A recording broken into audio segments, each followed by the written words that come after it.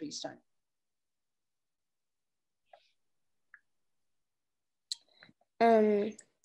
Makharij by Aisha Milan. There are six throat letters. There are six throat letters.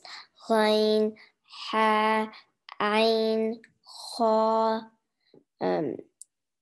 ha, dal. Lip letters. There are four lip letters. Ba, fa, wow, meen. Tongue letters. There are 18 tongue letters. Gaf, Gof, Thod, Sheen, Da, Noon, Saw, Ra, Jim, Hamza, Lam, Sin, Sod, Fa, Val, Va, Za, and Vod. Thank you.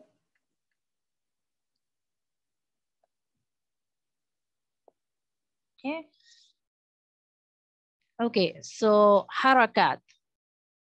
Harakat is a topic, is a title. Okay. When letters have any sign on it, then we call it harakat. Basically, when Alif comes alone, as you were watching before, like Alif, Ba, Ta, Tha, when they were coming alone like this, Alif, Ba, Ta, Tha, right? So we don't call it harakat, okay? But as soon the sign means fatha, kasra, dhamma, or double fatha, or double kasra, or double dhamma, any sign comes on the letter. Okay? Any sign, okay, double fatha, double kasra, double dhamma, single fatha, single kasra, or dhamma, then the letter we call harakat. And when we call harakat, that means there are few rules apply reading it. Okay, what is the basic problem? Basic problem is that people don't know how to make a clear difference between harakat and a stretching letter like madda or any other letter. Okay, so there are few rules which inshallah we will learn about harakat, and then you will keep all those rules in mind when you will be reading harakat or whenever you will recognize harakat in your qaida or Quran. Okay, so basically harakat is when a letter has fatha, dhamma, kasra on it, we call that letter harakat or harkat or harakat. Okay, harakat is a plural. There are few rules which we need to follow when we read any harakat letter in Quran or qaida. Okay, so what are those rules? Rules of harakat are while reading the word of harakat, we always make sure to follow the following rules. Okay, number one, you will never stretch whenever you will see a sign on any letter. Okay, like fatha, dhamma, or kasra. Okay, so when you will see a fatha sign, dhamma sign, or kasra sign on any letter, then you will make sure these 5 rules. Okay, what 5 rules? You will never ever stretch those letters. You will never jerk those letters. You will never read too fast those letters. You will never read too slow, and you will never read majhul. Majhul means you will never read in a singing way. Okay, now let's try to understand this. What does it mean that we do not stretch the letter? Okay, so let's suppose if you have a letter ba. Okay, you have a letter ba. Okay, and you are watching a fatha sign on ba. Now this is harakat. Okay, this is harakat. So when you will be reading this letter with this sign, then you will make sure that you will follow all these 5 rules. How? You will not stretch it. You will not read ba, fatha, ba. That means you are stretching. This is a wrong way of reading. Okay. Some kids read very quick. Ba, fatha, ba. Ba, fatha, ba. This is a kind of jerk. Okay. This way is also not allowed reading harakat. Okay. Some kids do not jerk but read very fast. Ba, fada, ba, ba, fada, ba. It's not jerking, ba, ba. It's not jerking, but it's very, very fast. Okay, ba, fada, ba, ta, ta, fada, ta. This is very fast. So you are not supposed to read this much fast to harakat letters. Okay. Now you are not supposed to read very slow. Ba, fa, ta, ba. This is a very slow way of reading it. This is also a wrong way. And some students, what mistakes they do, they start reading majhul. Majhul means the way which is not allowed or which is not accepted by Allah subhanahu wa ta'ala. Like in a singing way, ba, fa, ta, ba. Like, you know, you just take the voice in a singing style. Okay, so this is not allowed. Okay, so that is majhul. Stretching unnecessary, reading too fast, jerking on the letters, stretching the letter. These are absolutely not allowed whenever you are reading the harakat letter. So these are few rules. These are 5 rules which you will keep in mind whenever you will read a harakat letter. Okay. Now let's check the example. Okay. We all know that this is fatha, right? Let's understand what is fatha, dhamma, and kasra first. An example of incorrect reading: jerk, too fast, slow, and majhul. What I have explained just earlier. Whenever you will see a sign on the top of the letter, okay? Whenever you will see a sign on the top of the letter, this sign is called fatha, okay? If you will see this sign, it will remind you that this is harakat, okay? When you will see a kasra sign is always at the bottom. The new students, the beginner students, they always confuse in understanding which is fatha, which is dhamma, and which is kasra. So keep in mind the one which is at the bottom. Okay, those signs are called kasra or zir. Okay, if someone is saying fatha or zabar, both ways are fine. Okay, normally in India, Pakistan, people read zabar. So this is also a fine way. If someone is reading zabar and if someone is reading fatha, this is also correct.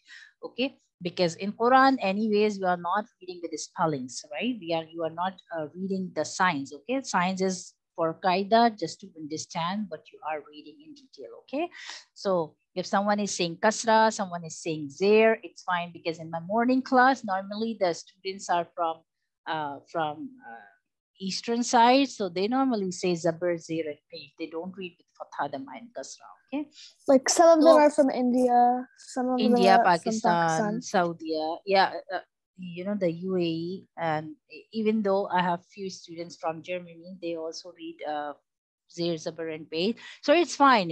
Why I'm explaining this? I'm explaining this because don't start doing argument with them that you are reading wrong and I am correct. This is not Zabar, this is Fatha. No, both ways are right. Okay, so don't engage yourself in any kind of argument with anyone. If someone is saying Zabar, it's fine. If someone is saying Fatha, it's fine. If someone is saying Kasra, it's fine. If someone is saying Zair, it's fine. Okay, some people think that the Arabic way of reading, if you will use this terminology, Fatha, Dhamma, Kasra, then this is an Arabic terminology. The Fatha, Dhamma, and Kasra, yes, we use in Arabic, but if someone is reading with Zabar, Zair, and Page, it doesn't mean they are reading wrong. Okay, so don't ever think that that is a wrong way of reading. Okay, both ways are correct. Okay, so the circle sign, if you will see this sign on any letter, this is called Dhamma and this is also called Pesh. Okay, so if someone is saying Pesh or someone is reading Dhamma, it's fine. Both ways are fine. Okay, so this is little understanding about Fatha, Dhamma, and Kasra, and I want my students to understand both ways. Okay, because if you come across teaching any student like me, I'm teaching a few students who are not ready to read with Zabar Zir. I have one student which was teaching in evening and she's not ready to read with Fatha, Dhamma, and Kasra because she is used to say Zabar, Zir, and Page. So it's fine. Okay, that's not make a big difference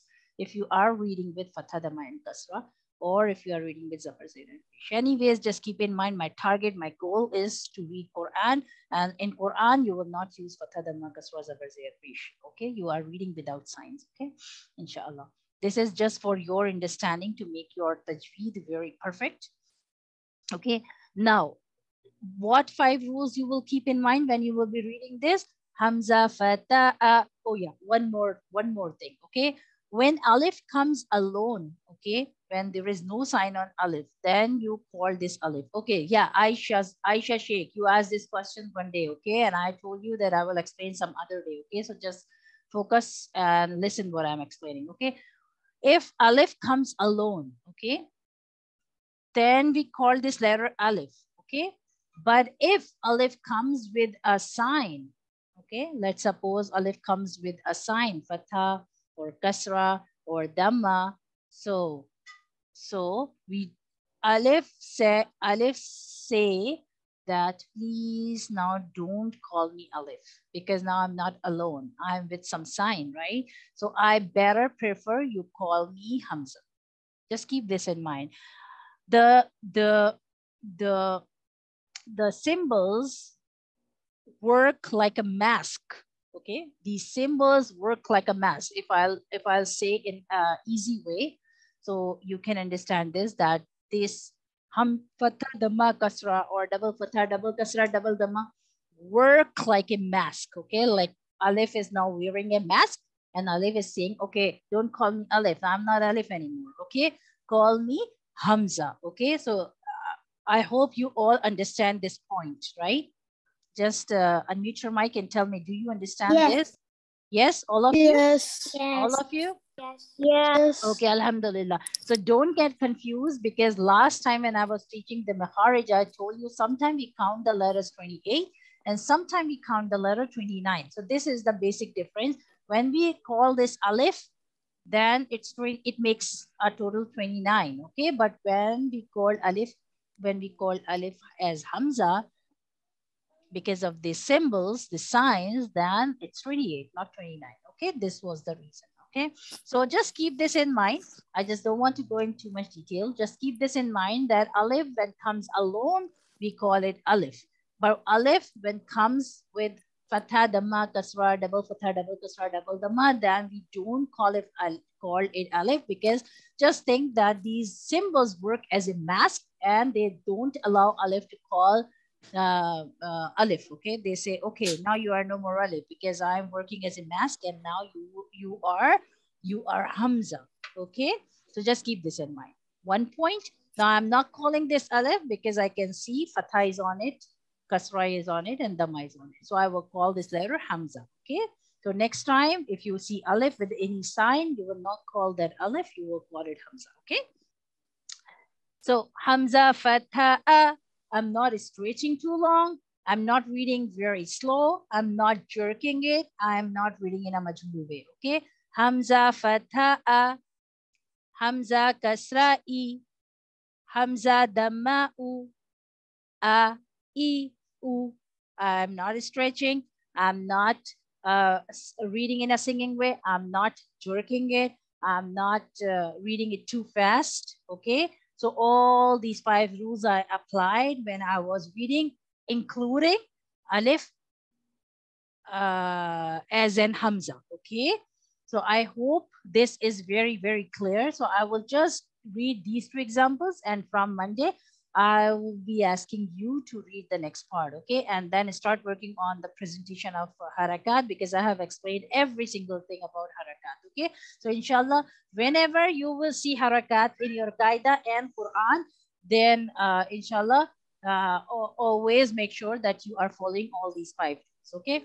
Ha fataha, ha kasrahi, ha damahu, ha he hu, ha, he, who. I'm not reading too fast. I'm not reading too slow. I'm not jerking it. And I'm not reading in a majhul way. Okay, so this was all about harakat. And inshallah, we will continue with this exercise with you all, inshallah, from next Monday. Okay, so I'll be asking you to read it. Okay, so you can, inshallah, start working on your project, making a presentation about harakat. So it will give me a clear idea that you understand all the concept about harakat, all the rules, how to read it, and what is the rule of Alif, why we don't call it Alif, why we call it Hamza. Okay, so include everything in your presentation, and that will be a 2 or 3 minute presentation, not more than that. So it will not take too much time making it, inshallah. So please make it ready till Monday. And when did you tell us to make the Harakat presentation?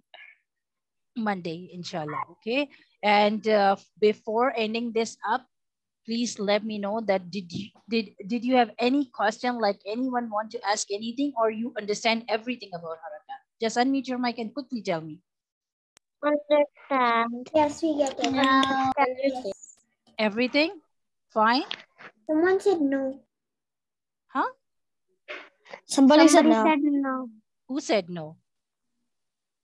Okay, let me stop. Let me stop this recording and then I can check. Okay.